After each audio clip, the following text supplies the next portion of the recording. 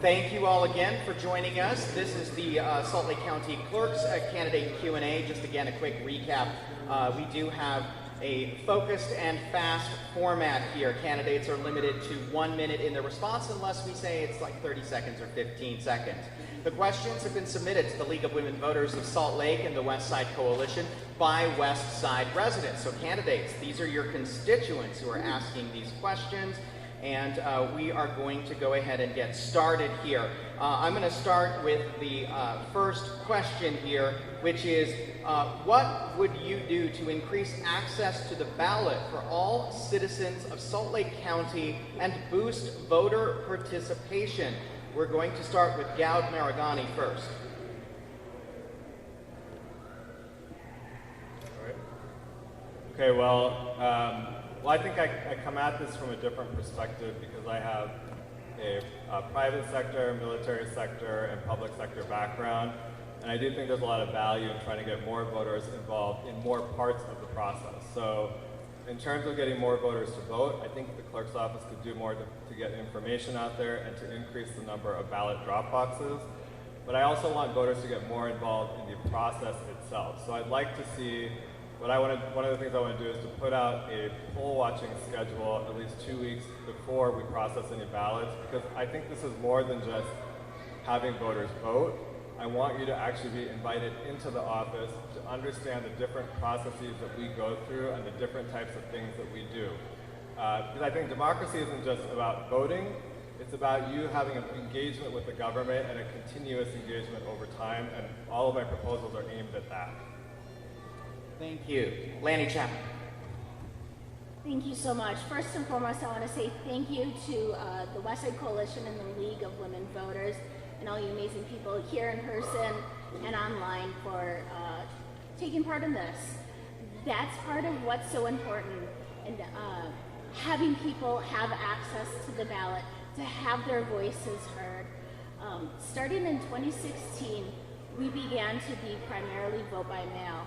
That has increased the access and ability for our Salt Lake County residents to have their voices heard, and we've just continued to see more and more people participating and engaging in the process.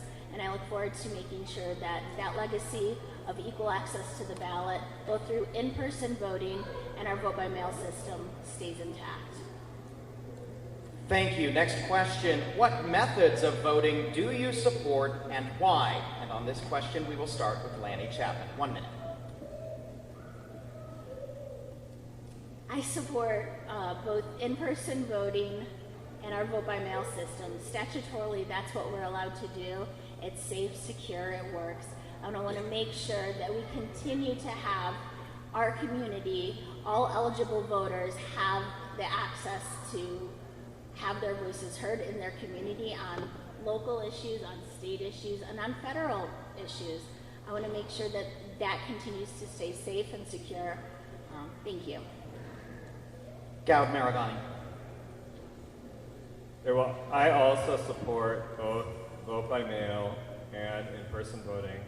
I'll just note that it's the state legislature, it's not your county clerks that actually determine the methods of voting. So as your clerk, my pledge to you is that I will run your elections according to state law. And I think the way I approach this is I think there are a lot of improvements that we can make to our system to make it more secure and make it more transparent and accurate.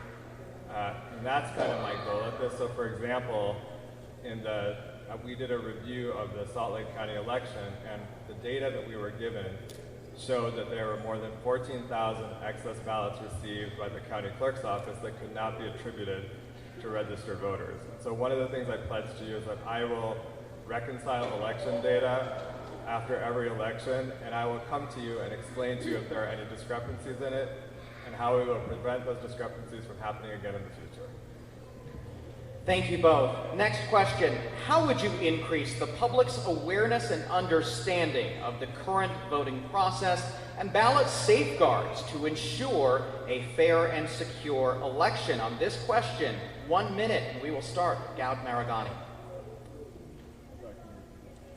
Of course. How would you increase the public's awareness and understanding of the current voting process and ballot safeguards to ensure a fair and secure election? 1 minute. That's a great question. What I want to do is before every election, I'm going to put out a notice telling people the pros and cons of each method of voting. Right now, I think the way that the county clerk's office approaches it is that they say that all methods of voting are the same, and it is my belief that there are pros and cons to each way that you vote. And I think with more information, voters can make a more informed decision about the best method of voting for them. So for example, ballot drop boxes. I think there's a lot of pros to it. As your county clerk, I can completely control the chain of custody. There's a benefit from a budget perspective as well, because if you put your ballot into a ballot drop box instead of the mail, that cuts down on postage costs. And so if you have those pros and cons, these are, I think voters can make a much better decision about what is best for you in terms of how you vote. Lannie Chapman. Great question. So, to increase public awareness, as we all know, voting has become under the microscope in the last couple of years. One of the things that we have done while I've been in the clerk's office is engaging with the public through social media, through going out and going to high schools to ensure people understand the processes and the policies we have in place to ensure the safe and secure elections. It's not just important for us currently, but it's important for the next generation to understand how important it is for them to be able to vote in a method that's statutorily allowed and in the best way that they feel safe and secure voting. Thank you. Next question. On a scale of 1 to 10, 1 being very low probability, 10 being extremely serious, how would you rate the seriousness of election fraud in Salt Lake County, and why? 1 minute, and we will start with Lannie Chapman.